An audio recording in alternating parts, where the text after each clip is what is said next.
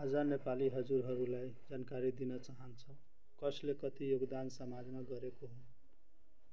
हिन्दू धर्ममा हामीहरू मठ मन्दिर तथा पूजापाठमा धेरै रुचि राख्छौँ।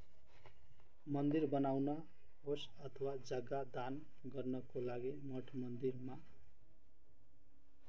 त्यस्तै मेरो घरमा एकजना छ, जन्मदेखि नै विष्णु श्री अक्षयलाल मुखिया सहकारी मान्छे हुन्।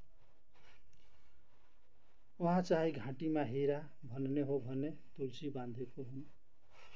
उहाँले आफ्नो पालामा माँ भगवती देवीको मन्दिर निर्माण गरेको हुन्।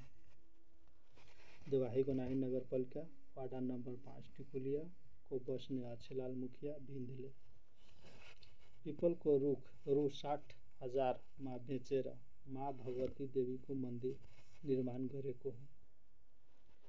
पिपलको रुख आफ्नै जग्गामा भएको हुनाले रुख बेचेर माँ भगवती देवीको मन्दिर निर्माण गरेको थिए। माँ भगवती देवीको मन्दिर निर्माणमा केही पैसाको अभाव भएको थिए। त्यति बेला समाजसँग सहयोग माग्दा सहयोग नदिएको थिए मन्दिर निर्माणमा। त्यसपछि अक्षयलाल मुखियाजीले आफ्नै गोजीबाट केही रकम निर्माण कार्यमा लगाए। समाज र पालिका भन्छ कि बिन्दहरू नराम्रो मान्छेहरू छ, उहाँहरूको समाजमा कुनै योगदान छैन। उहाँहरूको लागि यो भिडियो चाहिँ छ हैन।